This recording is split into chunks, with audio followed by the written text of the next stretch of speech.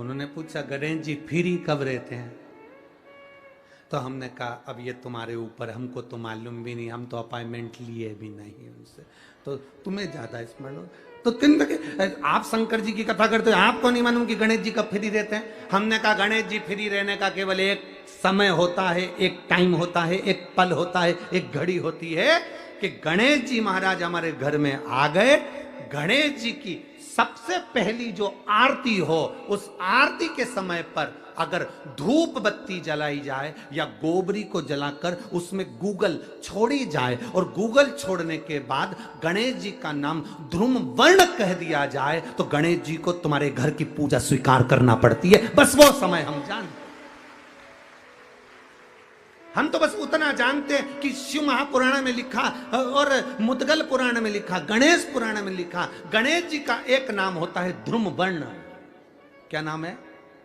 ध्रुम वर्ण गणेश जी का एक नाम होता है। जब हम धूप जलाकर और धूप लगाने के बाद में गणेश जी की सबसे पहली आरती करने के पहले अगर हम सबसे पहली आरती गणेश जी की कर रहे हो, अपने घर में स्थापना कर रहे हो, बिठा रहे हो, और तुम चाहते हो कि गणेश जी मेरे घर में आके मेरी पूजा को स्वीकार करें और जो मांगू मेरा गणेश मुझे दे 10 दिन के अंदर, तो पहला नाम लेकर पुकार लेना ध्रुम वर्ण विनायक, बैठो, बस काम हो गया। वो फ्री होकर आता है, वो बैठता है अलमस्तता में बैठता। हमारे हिंदू धर्म में 2 तरह के गणेश जी का प्रमाण कहा जाता है, एक राइट सूंड के गणेश, एक लेफ्ट सूंड के गणेश।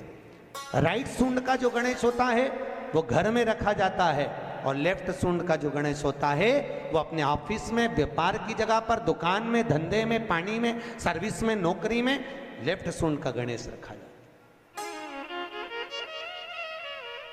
जिसकी दुकान, व्यापार, व्यवसाय में अगर राइट सूंड का गणेश रखा जाता है तो लक्ष्मी आती है पर टिकती नहीं है। इसलिए घर में सीधी सूंड का गणेश और दुकान, व्यापार, व्यवसाय में, ऑफिस में उल्टी सूंड का, 2 गणेश। तो इसका मतलब ये थोड़ी ना कि तुम्हारे घर में गणेश जी बैठा तो तुम उठा के कोई बदल लिया, यहां कहां दिया, यहां कहां दिया। अब रखे रहने। भागवत जी में लिखा है, शिव महापुराण में लिखा है, जग में रहो तो ऐसे रहो जैसे जल में कमल का फूल रहे। कीचड़ कमल के पुष्प पर नहीं लगना चाहिए। कीचड़ अगर कमल के पुष्प पर लगेगा तो श्रेष्ठ होगा क्या? नहीं। संसार में रहो मना नहीं है, ये झूठे संसार में हमें रहना पड़ेगा, परिवार में हमें रहना पड़ेगा, कुटुंब कबीले में हमें रहना पड़ेगा, सारे परिवार में तुम रहो, पर एक बात का ध्यान रखकर रहना कि हमें संसार में रहना, पर संसार का कीचड़ हमारे ऊपर नहीं लगना चाहिए। कोई तुमसे कह दे कि इससे कोई घर छूटे, इससे कोई परिवार छूटे, के रखना 2 मिनट में छोड़ दूंगी, 2 मिनट में। तो कहां जाएगी छोड़ के? तो चिल्ला के मैं तो वृंदावन चली जाऊंगी, ने मथुरा चली जाऊंगी, ने गोवर्धन चली जाऊंगी। काहे के लिए जाए? वहां कोई संत मिलेगा, उसकी शरण में चली जाऊंगी। आप लोगों की जो विचार दृष्टि है ना, यही है। बोलो सही है कि गलत है? कोई संत मिले, कोई साधु मिले, कोई तपस्वी मिले, उसकी शरण में जाऊंगी। पर शिव महापुराण तो स्पष्ट मना करती है। शिव महापुराण की कथा कहती है, तुम संत के ढूंढने के लिए वृंदावन काय को जाओ, तुम संत को ढूंढने के लिए मथुरा काय को जाओ, तुम संत को ढूंढने के लिए हरिद्वार काय को जाओ, तुम संत को ढूंढने के लिए मां काशी काय को जाओ, तुम संत को ढूंढने के लिए सीहोर काय को आओ। तुम तो अपने घर में कोई ऐसा संत पैदा कर दो कि दुनिया तुम्हें ढूंढती हुई आए। तुम काय को जा रहे हो किसी संत की शरण में? संत अपने घर में पैदा होना चाहिए।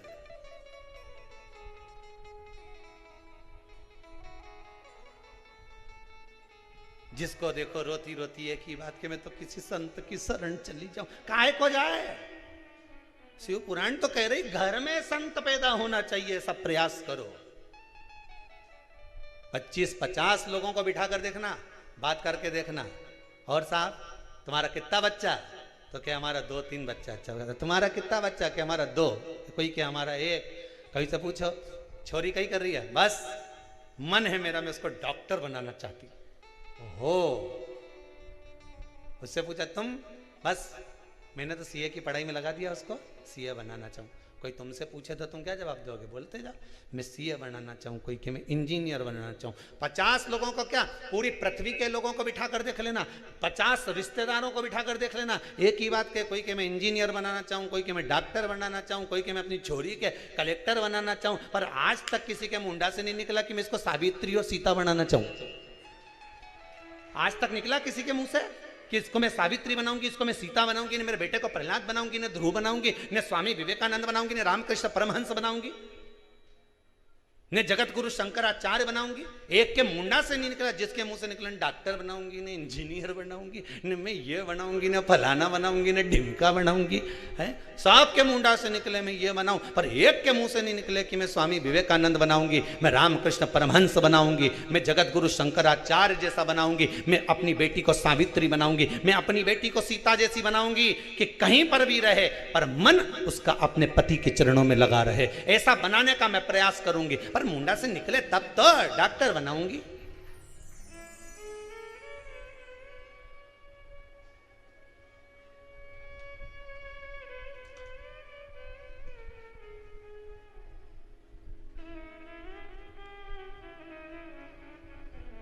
सबको धन दिख रहा है, इंजीनियर बनेगा मेरा बेटा तो खूब जम के बोलो कमाएगा, डॉक्टर बनेगी मेरी बेटी खूब कमाएगी, सीए बनेगा मेरा बेटा खूब कमाएगा, ये बनेगा तो खूब कमाएगा। एक दिन कलम और कटार दोनों में लड़ाई हो गई।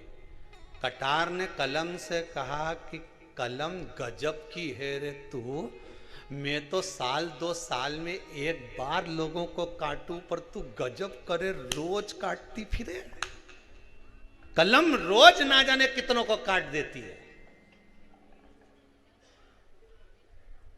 जिसकी पास धन नहीं, संपदा नहीं, वैभव नहीं, किसी के यहां गए साहब देखना मेरी तबीयत खराब है, कलम ने लिख दिया जाओ ये जांच कराओ, कटा कि नहीं कटा? जरा सा सिग्नेचर करा टेंडर पास, कटा कि नहीं कटा? कटार तो केवल साल भर में 6 महीने में एक बार काटती है, पर कलम तो रोज सुबह से लेकर शाम तक काटती रहती है, ना जाने कितनों को काटती है, कितनों को। दोनों में विवाद है, दोनों में लड़ाई चल रही है।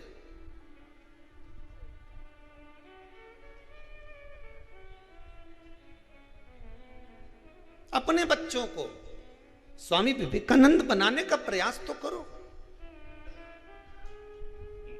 हम फिर निवेदन करेंगे बच्चों को डॉक्टर बनाओ, इंजीनियर बनाओ, सीए बनाओ, कलेक्टर बनाओ, एसपी बनाओ, डीएसपी बनाओ, तुम्हारी मर्जी, पढ़े छोरा के मंत्री संतरी कलंतरी जो बनाना हो सब बनाओ। पर निवेदन है अपने बच्चों को सबसे पहले संस्कारवान बनाओ। बेटा डॉक्टर बन जाएगा, क्लिनिक छोड़ कर नहीं आएगा, ने डोकरी तड़प तड़प के मर जाएगी, पड़ोसी का बेटा उन संभालेगा।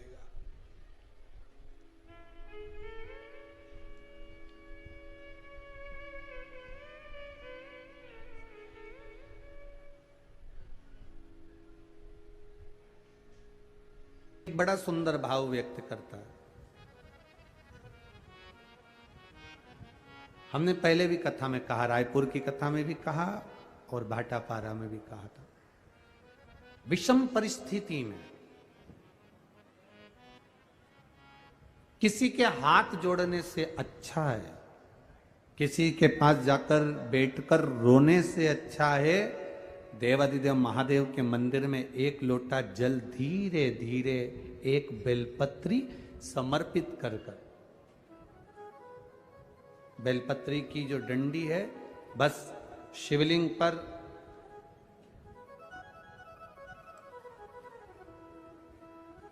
ये शिवलिंग, ये जलाधारी, ये माता पार्वती जी का हस्तकमल शिवलिंग, ये बेलपत्री ये दंडी का जो मुख है वो अशुक सुंदरी की ओर समर्पित कर कर एक लोटा जल धीरे धीरे, बिल्कुल धीरे धार में अपने हृदय की बात बाबा से दिल से कहते हुए, बाबा बहुत दुखी हूं, बहुत कष्टमय जीवन है, बाबा बहुत तकलीफ में जीवन चल रहा है, और तू ना संभालेगा तो संभालेगा कौन?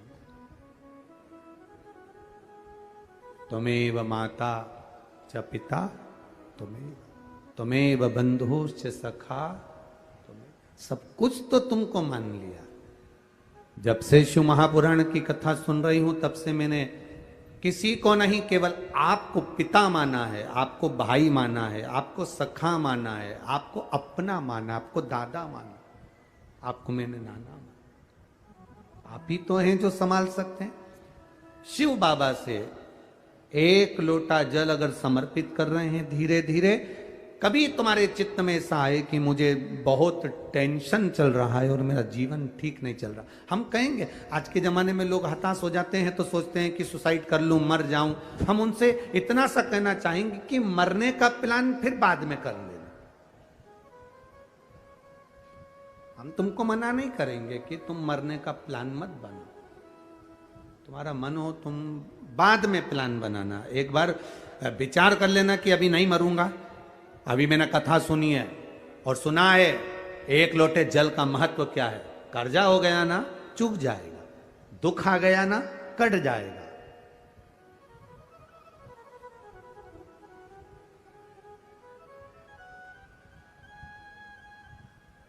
कर्जा भी हो गया तो कटेगा, मिटेगा। मरना उसका कोई एक प्लान नहीं है कि कर्जा तुम मर जाओगे तो कर्जा तुम्हारा चुक जाएगा। ना ना ना ना, कर्जा हो गया ना चुकाएगा बाबा। तुम्हारा विश्वास दृढ़ रखो, अपने भजन के बल को बढ़ाओ, शिव मंदिर में जाने का समय का आनंद पाओ, शंकर जी पे एक लोटा जल चढ़ाओ तो दिल से चढ़ाओ, राम नाम कृष्ण नाम शिव नाम जो जप रहे हो उसको दिल से जपो, भगवान की भक्ति दिल से करो। आया हुआ समय, आया हुआ दुख कटेगा, थोड़ा समय लगेगा, धीरे धीरे धीरे धीरे वो कट जाएगा। वो बर्तन होता है ना बहुत काला हो जाता है तो उसको माताएं रगड़ती है, वो साफ नहीं होता तो फिर क्या करते हैं उस बर्तन को?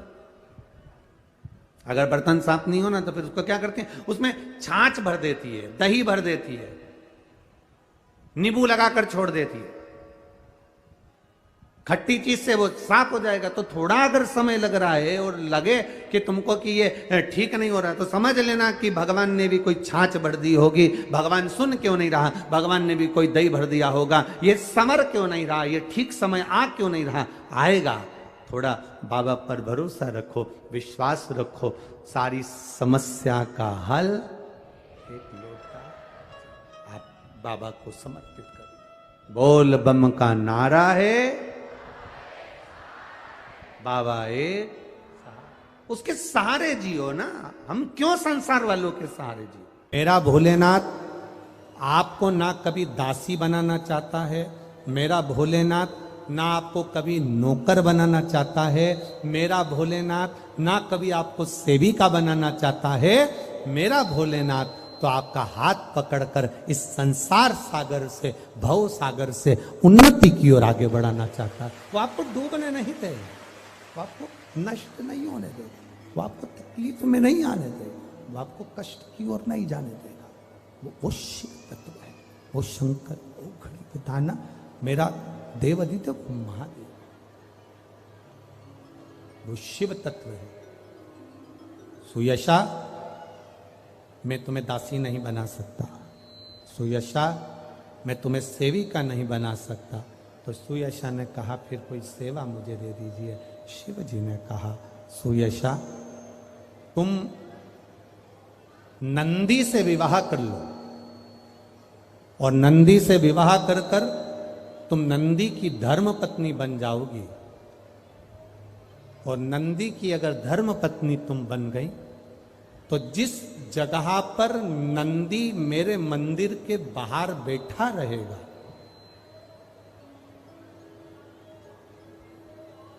नंदी जिस जगह पर मेरे मंदिर के बाहर बैठा रहेगा सुयशा, उसके करणों में, करणों के करीब में तू स्वयं विराजमान रहे।